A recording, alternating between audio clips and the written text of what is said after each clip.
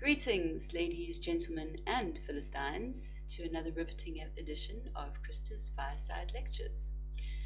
In this lesson 11, we begin our study of myth and stereotype. But first, let us revise our understanding of visual rhetoric. Style is substance. The way that something is communicated is just as important as what is being communicated, and that is Rayburn and Reed. When we say this, what we mean is that in visual rhetoric, the rhetorical component is the message, which is intended to persuade and an audience to think or act in a certain way. And the visual component is delivering the message through a visual medium, either as a still or a moving image. So, how the message is delivered, the signs we choose to use in our visual component, is just as important as the message itself. Images are never neutral. Even the most objective presentation of facts supports a particular bias. This bias is the focus of visual rhetoric. We're not looking just at what is represented, but how it is represented. When we look at a piece of visual rhetoric, we're looking at an image which is designed to persuade. Therefore, it is virtually impossible for there to be no bias within the text. The bias is in the way that the message is presented in favor of a certain desired action or thought. If you think of an advert in a magazine or on TV, the bias is towards the audience going out and buying the product. Now, moving on to myth. This quote, "A myth is not a lie, nor is it a non-truth. Instead, a myth is a particular version of the truth."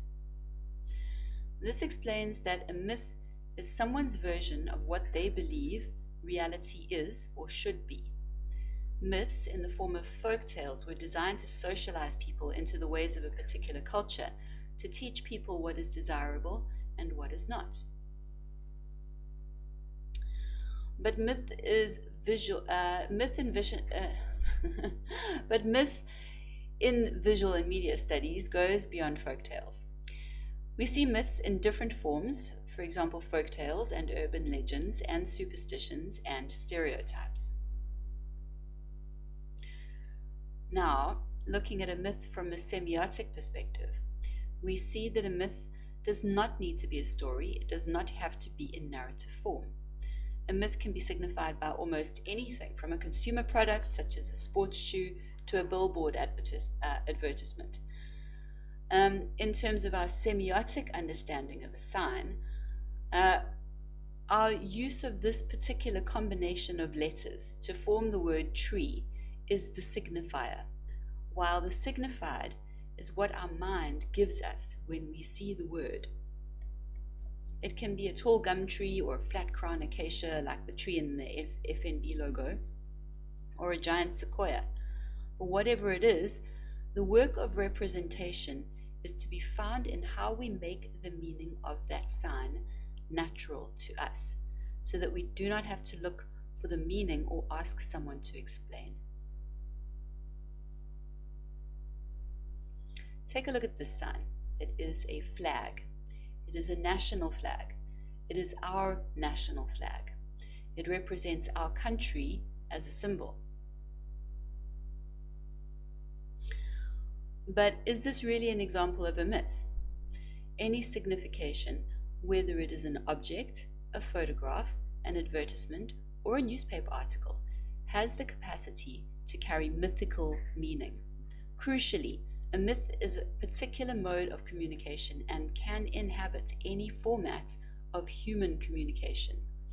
So in this instance, the signifier is the flag. The signified is our South African nation as a very real place in the world, and also an abstract concept of sovereignty. So this we have established. The representational work is done. The signified meaning has been naturalized so that it is readily accepted by everyone who sees it as representing a nation state, one which exists in the real world. Now, how does myth creep into this sign? Well, the ideas linked to this flag, as opposed to the old flag, are myths. Stories that we've told each other, stories that we've been told by politicians and the media. Not the stories that begin with once upon a time or there was once a country, but more abstract notions that can be collated into a narrative form, if one so chooses. The Rainbow Nation is a myth, and remember that a myth is not a lie, but one version of how it is believed something should be or is. Another myth is that South Africa is one nation, a myth perpetuated by the media. So let's look at these signs. They represent different types of vehicles, but they also have myths attached to them.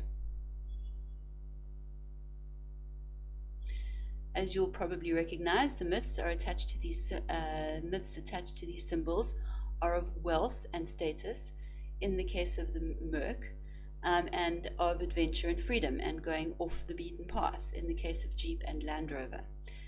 The logos are the signifiers. They signify the actual, real vehicles made in the factories and sold in the shops. But the myths attached to those signs are ideas about wealth and freedom and have very little to do with actual cars, if you think about it.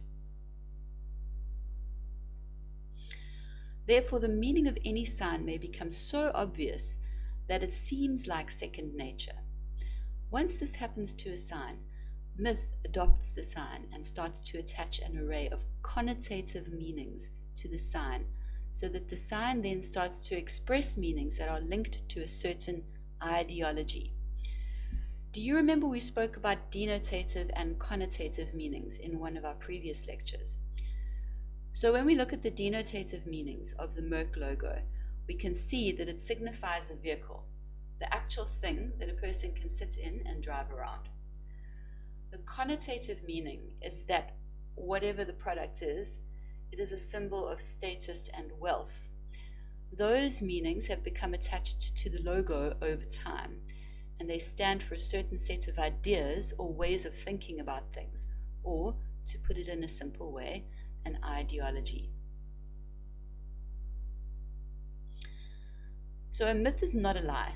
It doesn't try to hide the truth, but it is a certain version of the truth.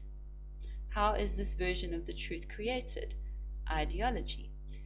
People will attach connotative meanings to things that they feel are representative of a certain way of thinking or ideology.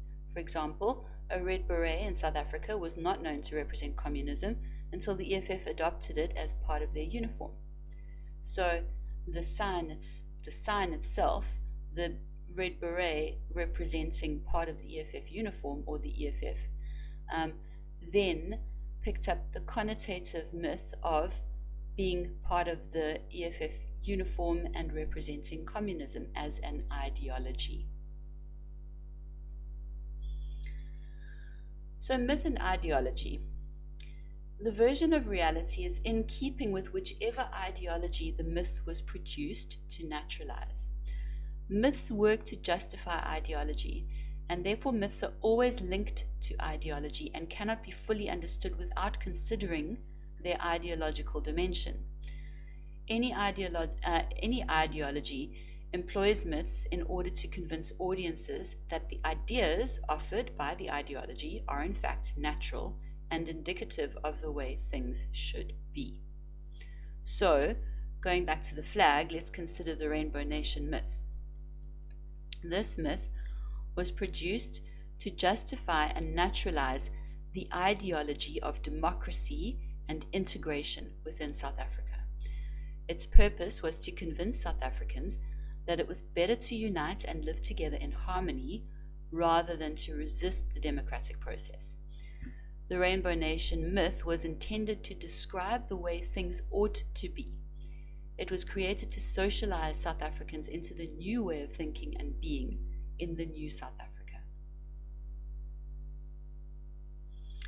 So, try this one for yourselves. Push pause now and note down your answer. Which ideology does this myth want to naturalize? Push pause now. Okay, and moving on. Here are some points for you to consider now that you've put down your answer. Which ideology does this myth want to naturalize? Is it capitalism? What about personal financial success?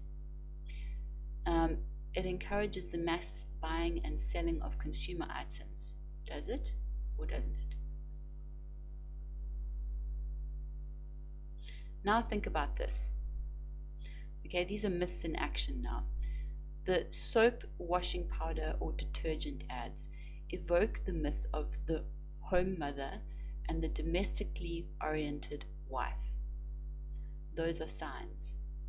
And these myths, the myth of the domestically oriented wife and the home mother, naturalize the ideology of patriarchy, a set of ideas that favor the male instead of female authority or social power.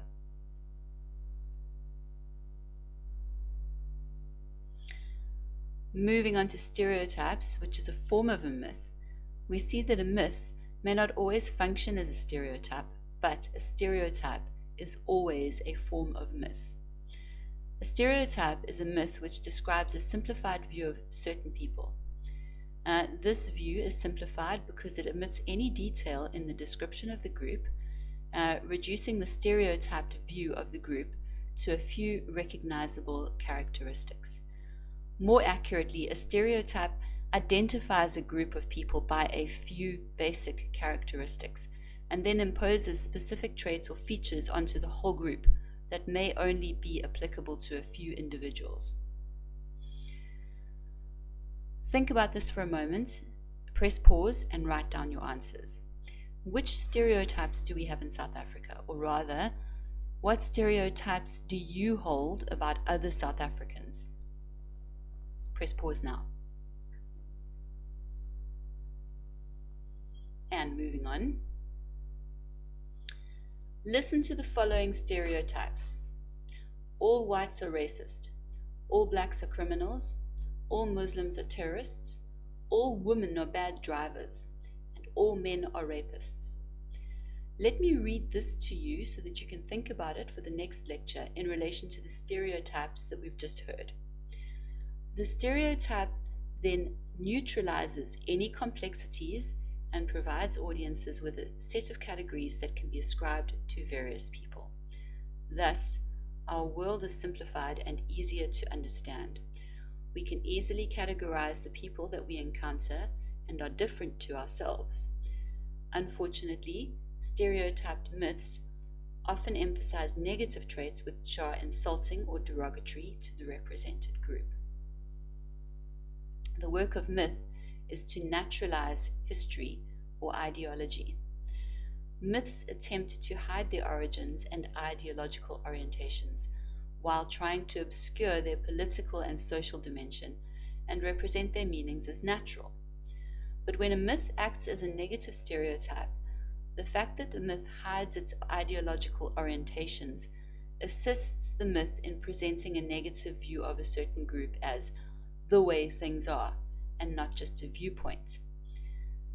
Stereotypes are socially problematic because they can encourage social tensions that are not responsibly informed. Where two different groups of people adhere widely to a stereotypical view of one another, social conflicts may and will arise. So, next lecture, we will continue with stereotypes. Until then, stay safe, stay cool. Love you, bye.